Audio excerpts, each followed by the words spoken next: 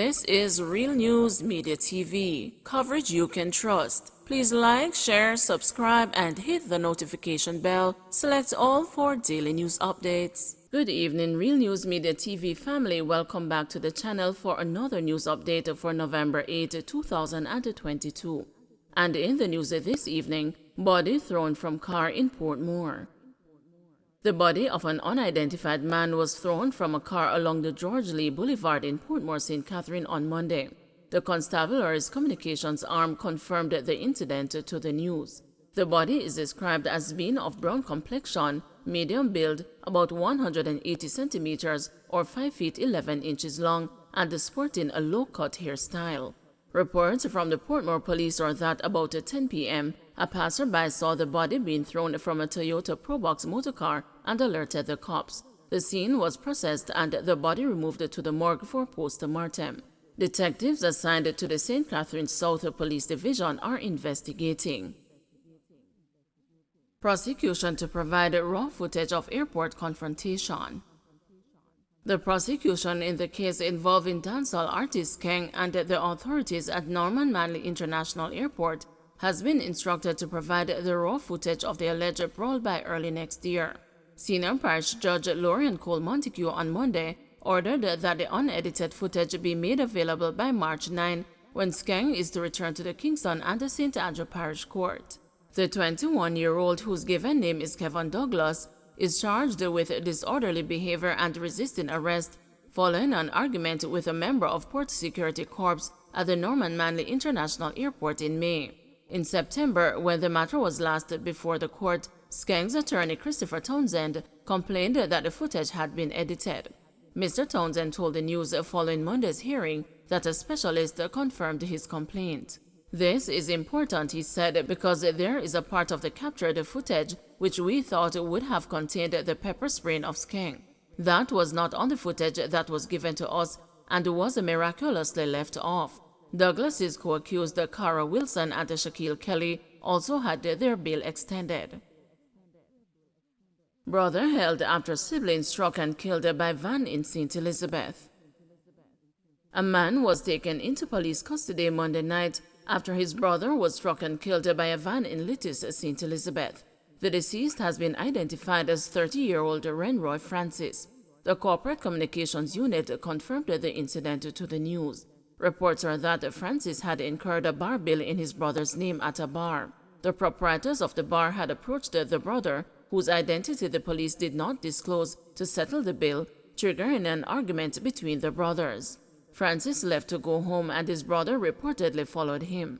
Reports later emerged that Francis had been run over by a van. The brother reportedly fled the scene and was eventually held by cops in Spanish Town, St. Catherine. He has not been officially charged. UK is pleased the security guards appearing more organized.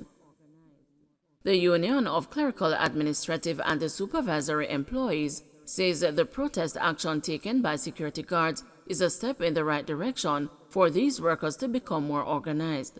UK's President Vincent Morrison has expressed the support for the guards in their ongoing issues with the security companies.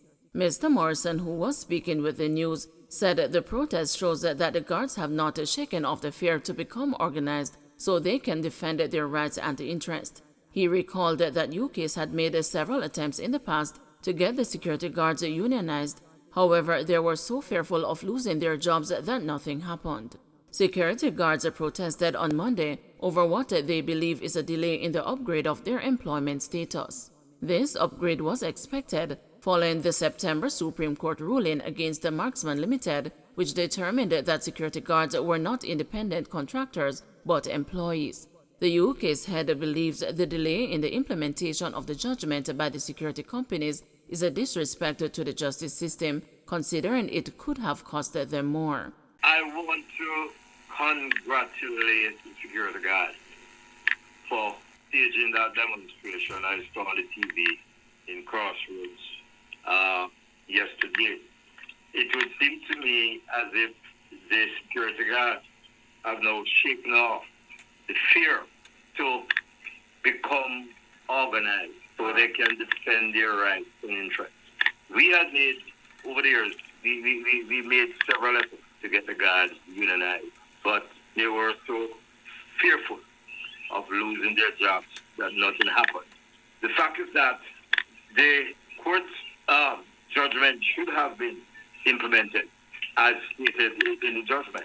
The fact that the company, the security guard companies, they actually got the better of the judgment because that 447 billion that the NHC was seeking in terms of employers' contribution, they got away with that.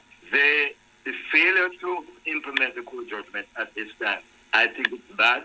I think it's a disrespect to the justice system. I just can't understand what they're trying to get the government to do. The government cannot change the court ruling. If they're trying to negotiate new contracts with the government, fine, they have that right. But in the meantime, the judgment of the court should be respected. Hotel worker found dead in Hanover home.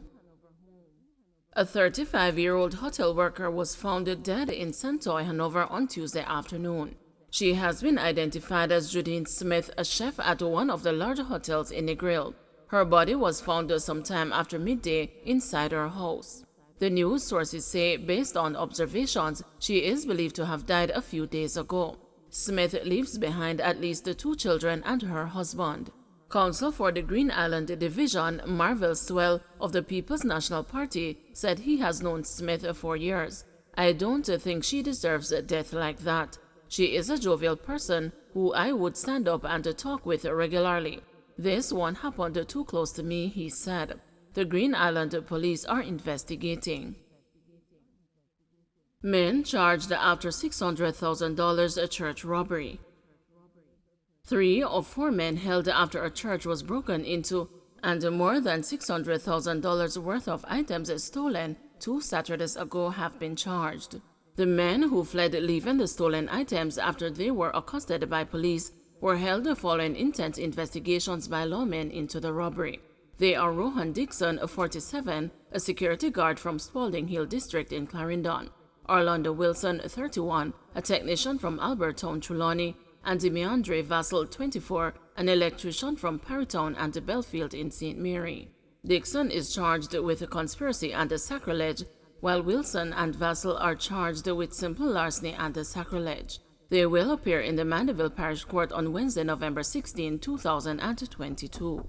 It was reported that between 9:45 p.m. and 12:30 a.m., the Spalding New Testament Church in Clarendon was broken into. The police said 6 speaker boxes, 8 LED lights, and a case of tissue valued at $660,000 were stolen. Police said shortly after the robbery, the men were traveling along the main road in Spalding when they saw a police patrol and diverted onto another church compound and fled, leaving the car with the stolen items. The police seized the car and recovered the stolen items.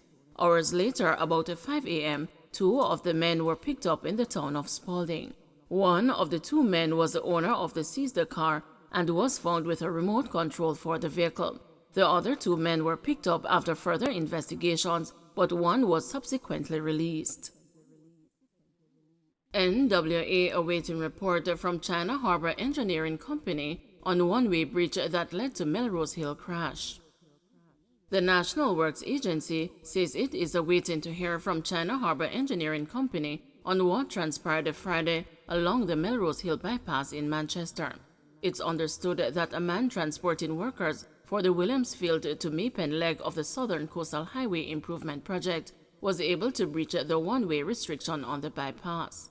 This action led to a collision with a taxi, resulting in 3 deaths.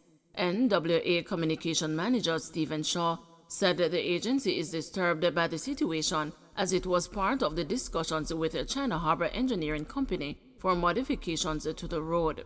Mr. Shaw acknowledged that especially with road work, there might sometimes be the need to further modify arrangements that are already in place.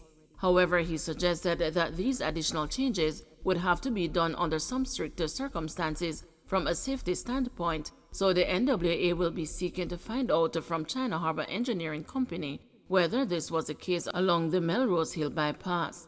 Efforts to get a comment from China Harbor Engineering Company have been unsuccessful. I know that there are times on a particular when doing work of this nature, there could be the need to modify the arrangements, but those modifications would have to be done under some strict circumstances from a safety standpoint, and so that is something that we certainly, our traffic management unit would want to hear something about.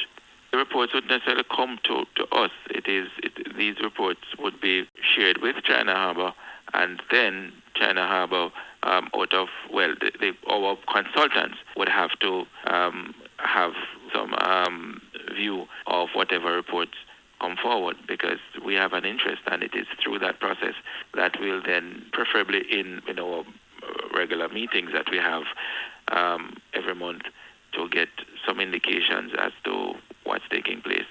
So that's why, Jody, we have been insisting on getting more of the open areas paved, and so more paving has been done, and we're looking forward to seeing even more. What is critical in all of this is that we get the pipelines tested, and not only get them tested, but also passing the test. Don't forget to like, share, subscribe, and hit the notification bell. Select all for daily news updates.